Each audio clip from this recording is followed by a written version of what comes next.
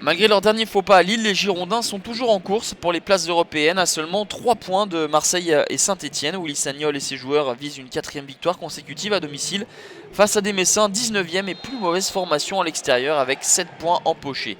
La situation des Grenats apparaît compliquée en vue du maintien, mais les récents succès face à Toulouse puis Lens ne les enterrent pas encore définitivement mathématiquement. Les Grenats d'ailleurs sont les premiers à s'illustrer avec ce très beau travail de Malouda pour Fejrani Sassi.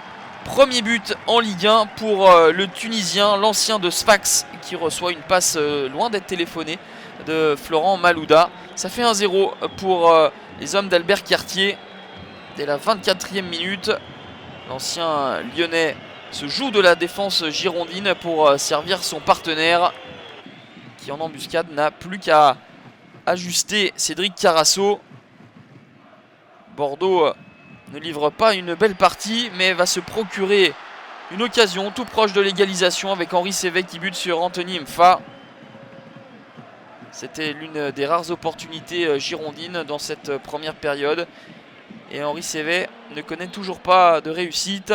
À la pause, Metz mène à 1-0 et le moins que l'on puisse dire, c'est que cet avantage n'est pas usurpé pour des Grenats beaucoup plus inspirés. Les Bordelais, malgré la bonne opération à faire en cas de succès, ne sont pas dans le coup dans cette première période. Et de fait, Willy Sagnol va faire rentrer Enzo Crivelli à la place d'Abdou Traoré. Les Girondins vont donc évoluer avec 3 attaquants. Et ils commencent à gagner des duels, les Bordelais. Le ballon dans la profondeur à destination de l'Uruguayen Diego Roland. Le centre immédiatement pour Crivelli, justement. Le pied gauche du jeune Bordelais passe à quelques centimètres du poteau d'Anthony Mfa.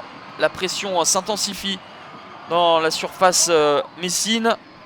Le ballon revient dans les pieds de Wabi Kazri. Le ballon repoussé par Mfa. Il a un énorme cafouillage et à l'issue de ce cafouillage, un but extraordinaire signé Henri Sévet. Un retourné acrobatique splendide qui sera refusé par monsieur De Siage. À ce jour, pour être très honnête, on ne sait pas vraiment pourquoi monsieur De Siage a refusé ce but. Pas de position de hors-jeu, pas de geste dangereux. Mais les Girondins vont finir par égaliser avec un coup franc de Wabi Kazri. 9e réalisation pour le Tunisien. Un but partout. Logiquement, et c'est mérité, les Bordelais reviennent à un but partout. Et ce sera le score final, 1 point chacun. Pas assez pour les Bordelais pour rejoindre les Marseillais. Pas assez pour les Messins pour se rapprocher de la non-relégation.